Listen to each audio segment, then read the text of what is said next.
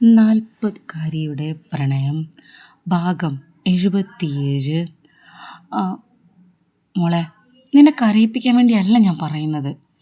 എനിക്ക് തോന്നിയ കാര്യമാണ് പറഞ്ഞത്. നീ ഇതിന്ന് കരയേണ്ട കാര്യമൊന്നുമില്ല. നീ ഇതൊന്ന് മനസ്സിലാക്കിയാൽ മതി. മീനു കരയുന്നത് കണ്ട് ആശ്വസിപ്പിക്കാൻ എന്ന പോലെ ആമി പറഞ്ഞു.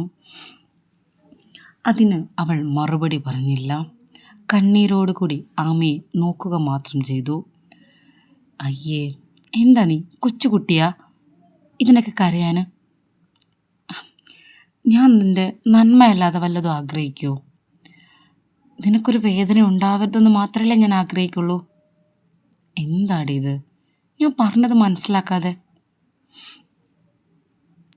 ആമി വീണ്ടും മീനുവിനോട് ചോദിച്ചു. കൂടുതൽ ഇട്ടൊന്നും പറയുന്നില്ല. ഇനി ഞാൻ എന്ത് പറഞ്ഞാലും നിൻ്റെ തലയിൽ കയറാനും പോകുന്നില്ല. നീ തന്നെ ഇന്ന് ആലോചിക്ക്, ഒന്നിരുന്നിട്ട് ഞാൻ പറഞ്ഞതെല്ലാം ശരിയല്ലേ എന്ന്. അപ്പം നിനക്ക് മനസ്സിലാവും, നിന്നെ വേദനിപ്പിക്കാൻ വേണ്ടിയല്ല ഞാൻ പറഞ്ഞത്. ഞാൻ പറഞ്ഞതാണ് സത്യമെന്ന്, അതാണ് യാഥാർത്ഥ്യമെന്ന്. മനസ്സിലായോ? അതിനും മീനു മറുപടിയൊന്നും പറഞ്ഞില്ല. എന്തായാലും ഇപ്പം ഞാൻ ഇറങ്ങണം. ഓക്കെ, പോട്ടെ? എടി, എന്തെങ്കിലും ഒന്ന് പറയടി. മീനു മൗനമായി നിൽക്കുന്നത് കണ്ട് ആമി വീണ്ടും ചോദിച്ചു. ഒരു മൂളൽ മാത്രം. എനിക്ക് മനസ്സിലായി നിനക്കിപ്പോൾ എന്നോട് സംസാരിക്കാൻ താല്പര്യമില്ലെന്ന്. ശരി, ഞാൻ നിർബന്ധിക്കുന്നില്ല. എന്തായാലും നീ ഒന്ന് ആലോചിക്കും. ഞാനിവിടെ ഉണ്ടല്ലോ, നമുക്ക് നാളെ കാണാം. ഓക്കെ? എനിക്കറിയല്ലേ? ഓക്കെ? മീനുവിൻ്റെ കണ്ണുനീർ തൻ്റെ കൈകൊണ്ട് തുടച്ചുകൊണ്ട് ആമി വീണ്ടും അത് തന്നെ പറഞ്ഞു. ചിരിച്ചേ, ചിരിക്കടി, പോടി, ചിരിക്കടി, ചിരിക്ക്. ഓക്കെ അല്ലേ? ഓക്കെ അല്ലേ? ഡോക്ടറാണ്, വെറുതെ കരഞ്ഞ് പേഷ്യൻ്റ് കൂടി ടെൻഷൻ ആയിപ്പിക്കരുത്. ഓക്കെ? എന്നാൽ ശരി, ഞാൻ പോട്ടെ.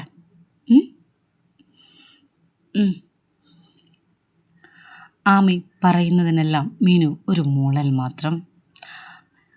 എല്ലാം കഴിഞ്ഞ് ആമി അവിടെ നിന്ന് ഇറങ്ങി. ആമി പോകുന്നത് വരെ പിടിച്ചു നിന്നുവെങ്കിലും മീനുവിന് കരയാതിരിക്കാൻ സാധിച്ചില്ല. കാരണം തൻ്റെ ഹൃദയത്തിൽ അത്രത്തോളം വേദനയാണ് അവളുടെ വാക്കുകൾ ഉണ്ടാക്കിയത്. എത്ര ശ്രമിച്ചിട്ടും തൻ്റെ കണ്ണീരടക്കാനും മീനുവിന് സാധിച്ചില്ല. മീനു ജയ്യെക്കുറിച്ചുള്ള ചിന്തയിലും ആമി പറഞ്ഞ വാക്കുകളിലുമായി മുഴുകി. പെട്ടെന്ന് മീനുവിനെ തേടി ഒരു ഫോൺ കോൾ. ഫോൺ നോക്കിയപ്പോഴേക്കും അത് ജയ്യായിരുന്നു. ഫോൺ എടുക്കണോ വേണ്ടയോ എന്ന് അവൾ ഒരു നിമിഷം ചിന്തിച്ചു. എടുത്താൽ എന്തു പറയും? ആമി പറഞ്ഞ കാര്യങ്ങളൊക്കെ മീനുവിൻ്റെ മനസ്സിലോടുകയാണ്. അതുകൊണ്ട് തന്നെ അവൾ ആദ്യം ഫോൺ എടുത്തില്ല. ഒരു തവണ ഫോൺ കട്ടായി. രണ്ടാമത് ജയ് വീണ്ടും വിളിച്ചു. തൻ്റെ കണ്ണീർ അടക്കിപ്പിടിച്ച് മുഖം തോർത്തിക്കൊണ്ട് അവൾ ഫോൺ എടുത്തു. ഹലോ, ഹലോ മീനു, തിരക്കിലാണോ? എടുത്തവിടെ ജയ് ചോദിച്ചു. തിരക്കിലൊന്നുമല്ല. എന്താ വിളിച്ചേ? അവളുടെ ശബ്ദത്തിൽ എന്തോ ഒരു പന്തികേട്. താൻ ഓക്കെ അല്ലേ? അവളുടെ ശബ്ദത്തിലെ ആ ഇടർച്ച മനസ്സിലാക്കി അവൻ ചോദിച്ചു. പിന്നെ ഞാൻ ഓക്കെ ആണല്ലോ. താൻ കരയുകയാണോ?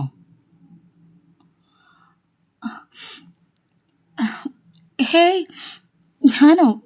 എന്തിനാ കരയുന്നേ? ഞാൻ കരയൊന്നുമല്ല. പിന്നെന്താ തൻ്റെ ശബ്ദമൊക്കെ ഇങ്ങനെ വല്ലാണ്ടിരിക്കുന്നേ? അതൊക്കെ തോന്നായിരിക്കും. എന്തു പറ്റി മീനു? താനെന്താ ഇങ്ങനെയൊക്കെ ഒരു സംസാരം? എങ്ങനെയൊക്കെ? ഞാൻ ഓക്കെ ആണല്ലോ.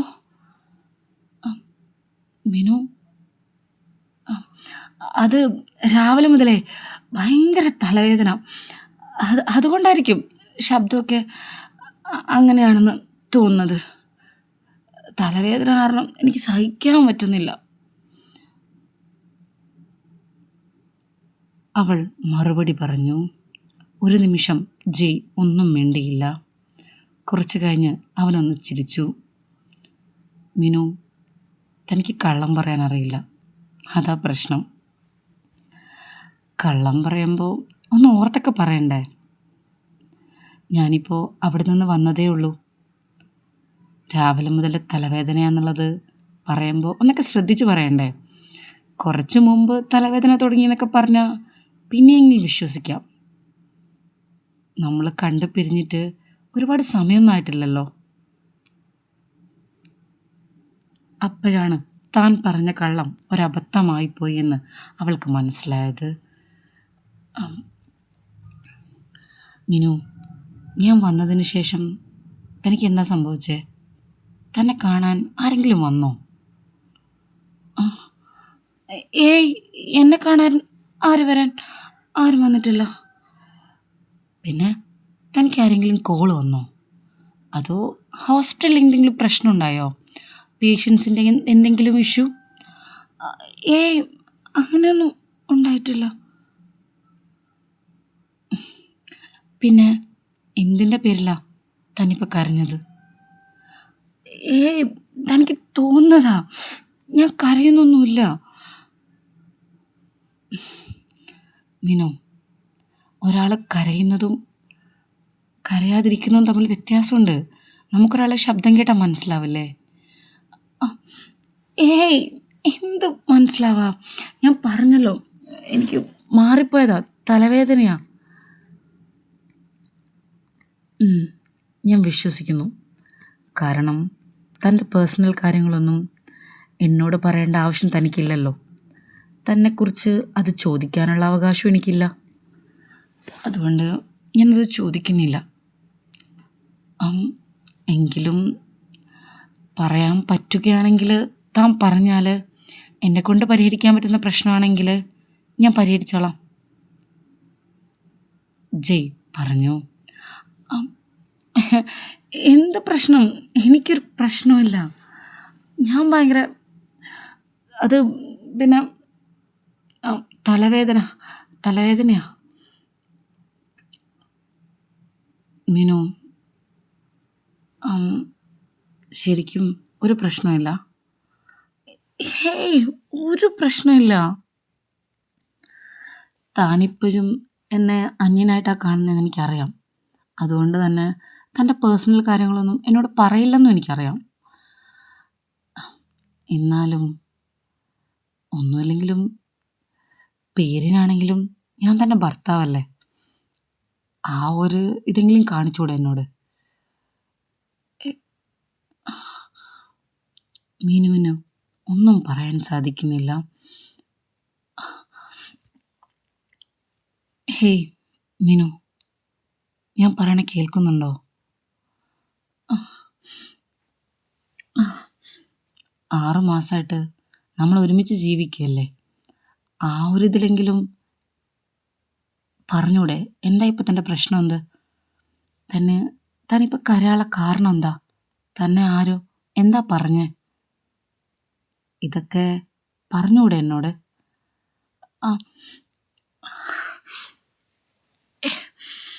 ഒന്നുമില്ല, എൻ്റെ ഒരു ഫ്രണ്ട് വന്നിരുന്നു.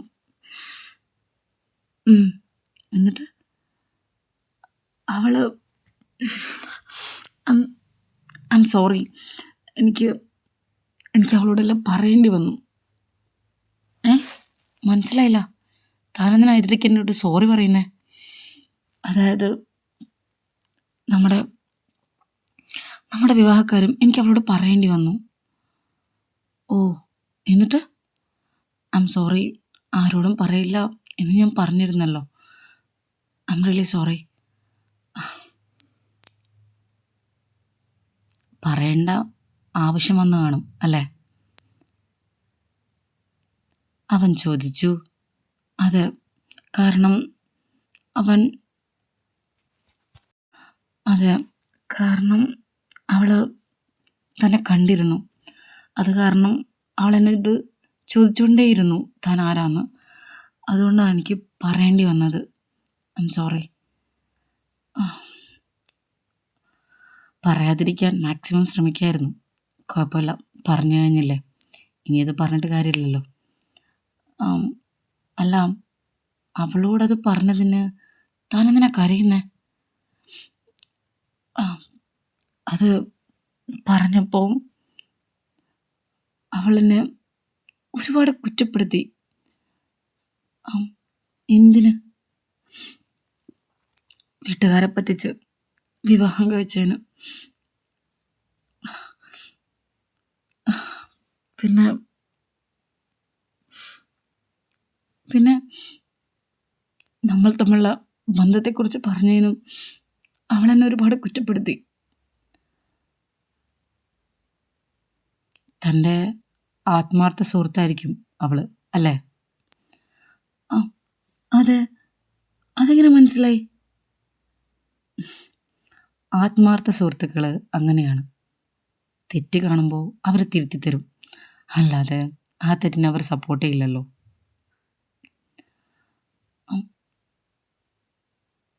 ഞാൻ പറഞ്ഞത് ശരിയല്ലേ? അതെ. മീനു പിന്നീടൊന്നും മിണ്ടിയില്ല. നമ്മൾ ചെയ്തത് ഒരു വലിയ തെറ്റാണ്. ആ സമയത്തത് മനസ്സിലായില്ലെങ്കിലും ഇപ്പം എനിക്ക് തിരിച്ചറിയാൻ പറ്റുന്നുണ്ട്, അതൊരു വലിയ തെറ്റായിരുന്നു. വീട്ടുകാരെ പറ്റിക്കുന്നൊരു പരിപാടി അത് വേണ്ടായിരുന്നു. പക്ഷെ എന്ത് ചെയ്യാൻ, ആ സമയത്ത് നമ്മുടെ മുന്നിൽ വേറെ വഴിയൊന്നും ഉണ്ടായിരുന്നില്ലല്ലോ. അതുകൊണ്ട് അങ്ങനെ പറ്റിപ്പോയി. അത് മീനു, ഞാൻ പറയണൊന്നും കേൾക്കുന്നില്ലേ? അതെ, അവളങ്ങനെയാ പറഞ്ഞേ. ഞാൻ എന്തൊക്കെയാ ചെയ്യുന്നത്, ഇത്രയും വലിയ തെറ്റ് ചെയ്തെന്നൊക്കെയാ അവളെന്നെ കുറ്റപ്പെടുത്തി. എല്ലാത്തിനും എന്നെ സപ്പോർട്ട് ചെയ്യുന്ന എൻ്റെ ഏട്ടന്മാരെ കാരണം ഞാനിങ്ങനെ തെറ്റ് ചെയ്യുന്നതെന്നൊക്കെ അവളെന്നോട് പറഞ്ഞു.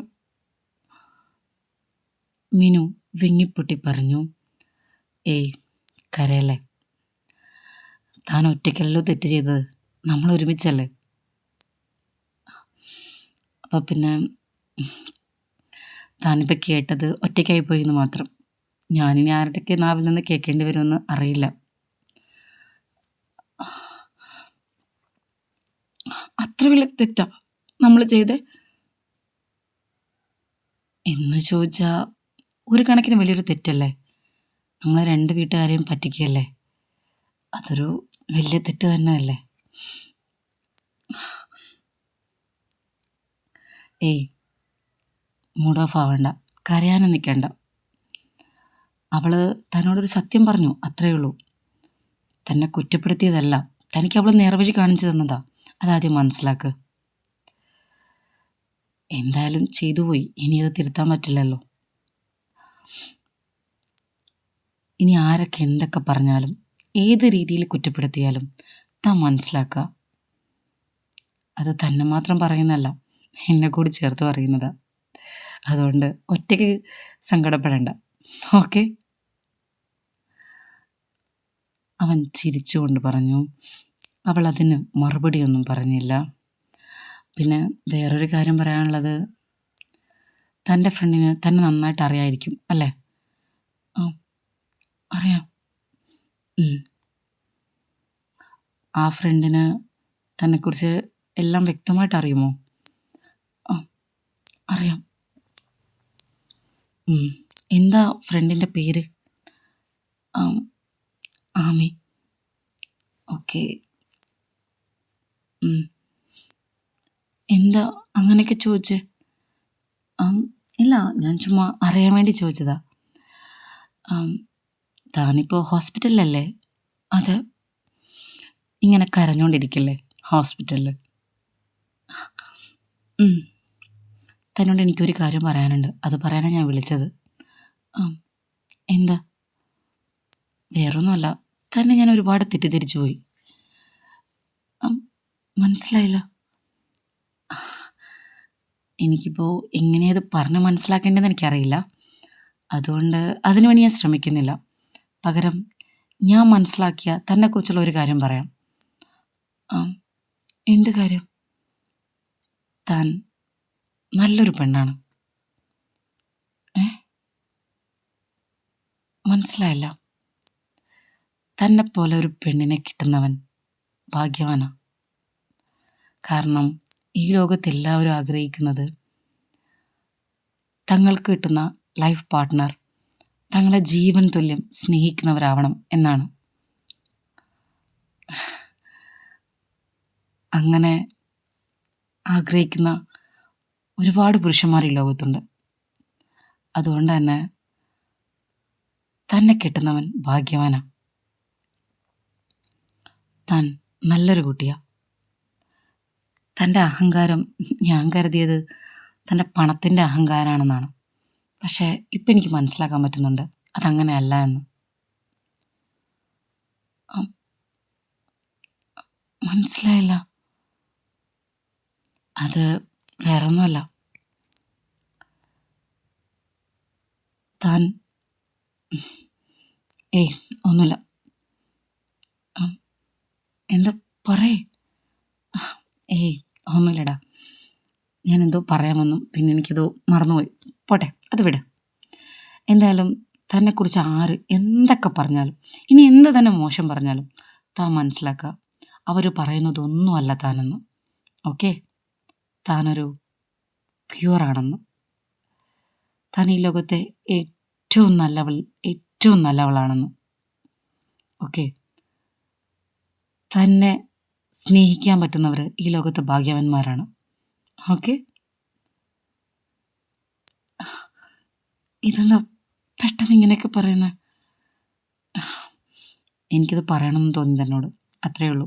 തന്നെക്കുറിച്ച് മനസ്സിലാക്കിയപ്പോൾ. ആ, എന്നെക്കുറിച്ച് എന്ത് മനസ്സിലാക്കിയെന്നാ? ഒന്നുമില്ല, അത് കഴിഞ്ഞു. ഇത്രയെങ്കിലും പറയണമെന്ന് തോന്നി, അത്രയേ ഉള്ളൂ. എന്നാൽ ശരി, ഞാൻ വെക്കട്ടെ. ആരെങ്കിലും എന്തെങ്കിലുമൊക്കെ പറഞ്ഞെന്ന് വെച്ച് വെറുതെ മൂഡ് ഓഫ് ആയിട്ട് കരഞ്ഞുകൊണ്ടിരിക്കല്ലേ. ഓക്കെ? തന്നെ അറിയുന്നവർക്ക് തന്നെ നന്നായിട്ട് അറിയാൻ പറ്റും. ഓക്കെ?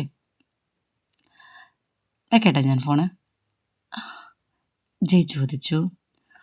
ആ, ഓക്കെ, ബൈ. ബൈ.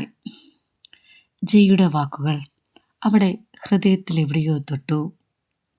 ജയ്യുടെ ഉള്ളിൽ തന്നോട് വല്ലാത്തൊരു സ്നേഹമുണ്ടെന്ന് ആ വാക്കുകളിൽ നിന്ന് അവൾക്ക് മനസ്സിലായി. അവൻ തന്നെ വല്ലാണ്ട് സ്നേഹിക്കുന്നുണ്ട്. അവൻ പറയാതെ പറയാൻ ശ്രമിക്കുന്നത് തന്നോടുള്ള പ്രണയം തന്നെയാണ്. ആമി പറയുന്നത് പോലെ അല്ല കാര്യങ്ങൾ. താൻ അവനെ സ്നേഹിക്കുന്നത് പോലെ അവൻ തന്നെയും സ്നേഹിക്കുന്നുണ്ട്. പക്ഷെ വ്യക്തമായി തന്നോടത് പറയാൻ അവന് ധൈര്യമില്ല. അതാണ് സത്യം. മീനുവിൻ്റെ ഉള്ളൊന്ന് തണുത്തു, ഹൃദയമൊന്ന് സന്തോഷിച്ചു.